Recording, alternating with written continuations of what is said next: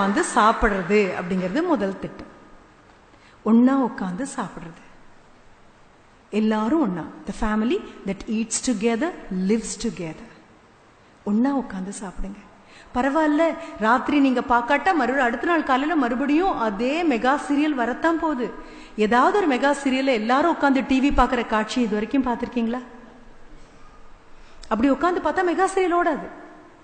ஒன்னா உட்காந்து சாப்பிட பழகுங்க. குழந்தைங்களுக்கு வேண்டியதெல்லாம் கொடுக்காதீங்க, வேண்டியவர்களோடு கொடுங்க. ரெண்டும் வித்தியாசமானது. விரும்பினதெல்லாம் ஹோட்டல்ல கிடைக்கும், விரும்பினவங்களோட சாப்பிடுறது வீட்டுல மட்டும்தான் கிடைக்கும். எனக்கு இட்லி பிடிக்காது அப்படின்னு சொன்னா அம்மா சொல்லுங்க, இட்லி தான் இன்னைக்கு அப்பா சாப்பிட்றாரு, தாத்தா பாட்டி சாப்பிட்றாங்க, நான் சாப்பிட்றேன், அதனால நீயும் சாப்பிடலாம். அடுத்த நிமிஷம் உனக்கு ரோஸ்ட் போட்டு தட்டுமா, நெய் ரோஸ்ட் போட்டு கொடுக்கட்டுமா அப்படின்னு போய் பண்ணாதீங்க. நீங்க தான் சொல்லி கொடுக்குறீங்க. ஒன்னு பிடிக்கலன்னு சொன்னா இன்னொன்னு கிடைக்கும், நீங்க தான் சொல்லி கொடுக்குறீங்க. தவத்துல இப்ப தவம் நிறைவேற்றுவோம்னு சொன்னாங்க இல்லையா?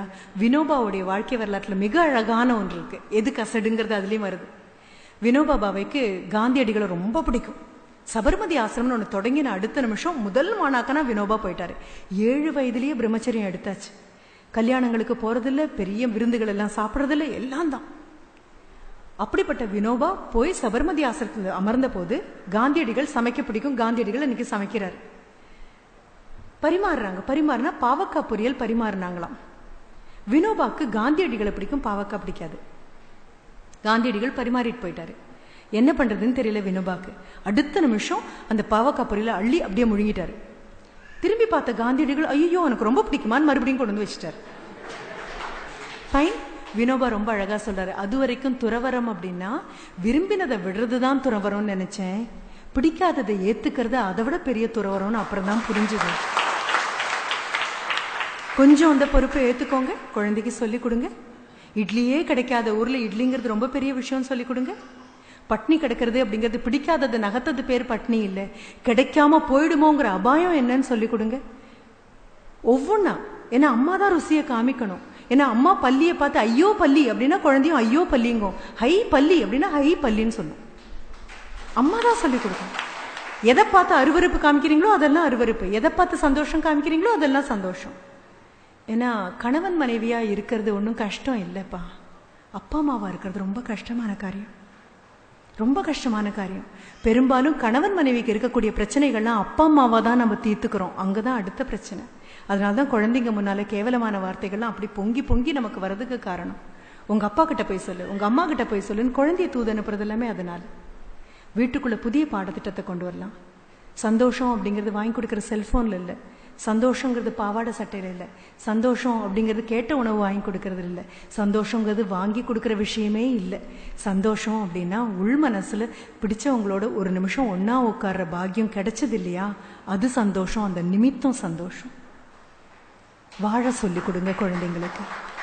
வாழ வகையறியாம நாம போனதுக்கு அப்புறம் குழந்தைங்களை வாழ வழிகளாம நாம எல்லாம் கிளம்பி போயிடுவோம், ஆனந்தமா கிளம்பி போயிடுவோம்.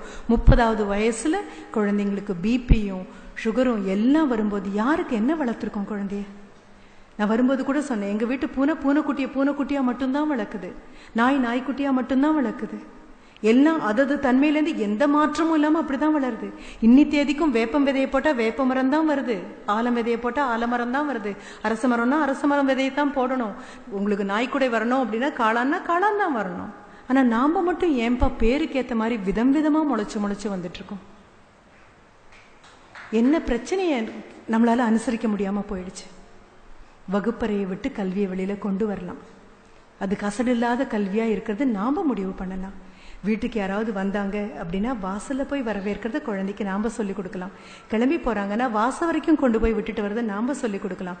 வீட்டினுடைய வரவேற்பறையில தொலைக்காட்சி பெட்டி இருந்துன்னா தயவு செஞ்சு அதை உள்ள கொண்டு போய் வச்சிடலாம். அது அந்தரங்கமாக பார்க்கப்பட வேண்டிய ஒன்று.